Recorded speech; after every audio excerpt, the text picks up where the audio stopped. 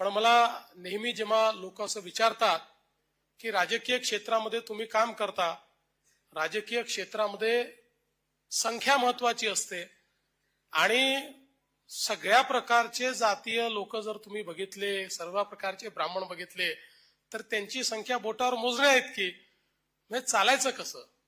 तर मी त्यांना नेहमी सांगतो की ब्राह्मण समाजाचं काम काय आहे? ब्राह्मण समाजाचं काम आहे दुधात साखरेचं काम करायचं. साखर ही चिमूटभरच लागते, पण ती चिमूटभर साखर जेव्हा दुधात टाकली जाते तेव्हा ते दूध गोड लागतं. तसंच समाजामध्ये आपल्याला काम करायचं आहे. समाजामध्ये साखरेसारखा गोडवा कसा निर्माण करता येईल हे काम आपल्याला करायचं आहे.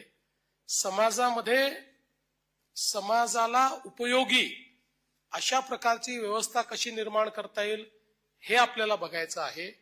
आणि त्यासोबत एकूणच समाजाच्या आणि देशाच्या विकासामध्ये आपलं जसं ऐतिहासिक योगदान राहिलेलं आहे तसंच योगदान पुढे देखील आपली पुढची पिढी देईल.